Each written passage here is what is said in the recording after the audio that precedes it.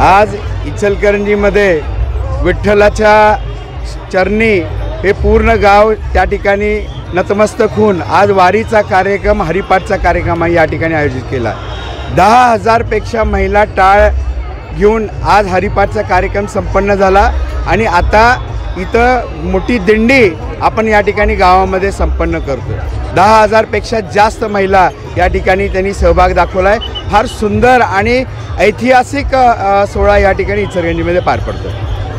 तर आपण राजकीय पदाधिकारी आहात आणि तुम्ही यामध्ये हरिपाठामध्ये तल्लीन झालेलं पाहायला मिळालं। हो, विठ्ठलाच्या चरणी आणि स्मरणार्थ तल्लीन होणं हे आमचं भाग्य आहे। अतिशय आता भावनिक वातावरण, मला शब्दसुद्धा बोलता येत नाहीत, एवढा सुंदर कार्यक्रम हरिपाठचा त्या ठिकाणी झाला, ठेक्याचा कार्यक्रम झाला। फार सुंदर वातावरण या इचलकरंजीमध्ये तयार झालं। राज्यात देशात अतिशय जोरात अशा पद्धतीची औद्योगिक वाढ व्हायला लागली आहे। त्याच्या बरोबरीनं अध्यात्म पाहिजे, संस्कार पाहिजे, धर्म पाहिजे आणि निर्व्यसनी समाज निर्मिती व्हायला पाहिजे। अतिशय निकोप राष्ट्रभक्ती सगळ्यांच्या मनामध्ये जोपासायला पाहिजे।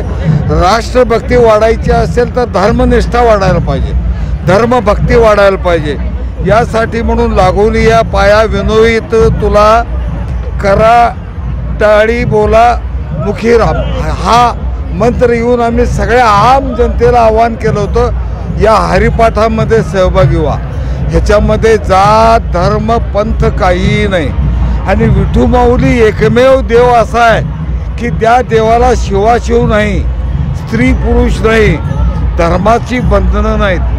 देशातल्या सगळ्या जाती धर्माचे स्त्री पुरुष लोक साक्षात विठुरायाच्या गाभाऱ्यात जाऊन पदस्पर्श करून नमस्कार करून येतात। असा हा एकमेव विठुराया आहे, माऊली आहे की सगळ्यांना पोटात घेऊन त्यांच्या दुःख हरण करायसाठी सातत्यानं आशीर्वादाचा हात ठेवतो।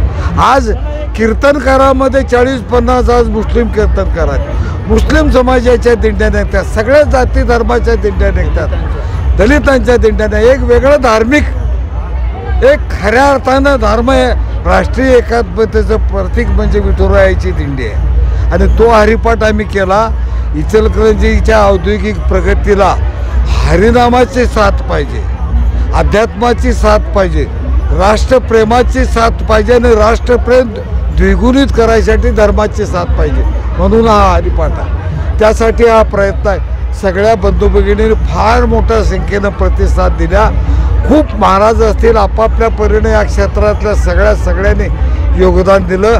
ही कल्पना आम्हाला विठ्ठलरावनी सुचवली। माझे मित्र वारकरी संप्रदायाचे महाराष्ट्राचे अध्यक्ष आहेत, त्यांनी आम्ही या वारकरी दिंडींना सन्माननीय मुख्यमंत्र्यांच्याकडे प्रतिदिंडी जो 20,000 रुपये द्यायचा निर्णय झाला प्रत्येक दिंडीला, त्यावेळी आम्ही सगळे तिथं होतो। तिथं ही चर्चा झाली की हरिपाठ सुरू करूया महिलांचं। महिलांनी टाळ हातात घ्यायचं की नाही याच्यावर सुद्धा मतभेद आहे, पण मतभेद देवाच्या ठाई काही नाहीत। सगळ्यांना समान न्याय या तत्वावर हा हरिपाठ झाला।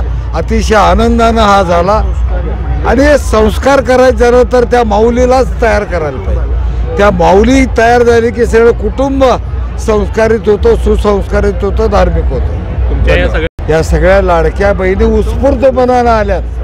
त्यांच्या लाडक्या बहिणींना इथं काय नाही, आज त्या द्यायसाठी आल्यात आशीर्वाद. त्या लाडक्या बहिणी असं नाही असं करायसाठी आल्या, त्या माऊली आहेत आज.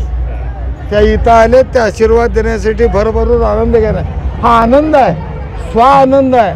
आणि या स्वानंदातनं परमार्थ आनंद परमात्म्याचा घ्यायच्यासाठी तो प्रयत्न हरिमुखी नाम घेऊन यातनं आनंद घेत जायचा आहे. खरं सुरुवात कशा पद्धतीनं राहुल दादांना मिळेल असं वाटतंय, कारण भक्तिमय सगळं तुमचं कुटुंब आहे. सगळ्या बंधू भगिनींचं भरभरून आशीर्वाद आहेत. महाराष्ट्रामध्ये काही लोक जे उच्चांकी मताधिक्याने निवडून येणार आहेत त्यात राहुल आवाडे असतील. विठ्ठलाचा आशीर्वाद कर्तृत्वाच्या पाठीमागं राहतो. जो लोकांच्या सेवेसाठी काम करतो त्याच्या मागं राहतो. आणि मी कायमच जनतेच्या सेवेसाठी, लोकांच्या सेवेसाठी, गोरगरिबांच्या सेवेसाठी, शेतकऱ्यांच्या सेवेसाठी आहे. आणि म्हणून मला खात्री आहे की विठ्ठलाचा आशीर्वाद घेऊन मी 100% येणाऱ्या काळामध्ये इचलकरंजीच्या विधानसभेचं नेतृत्व करेन. एबीपी माझा, उघडा डोळे बघा नीट.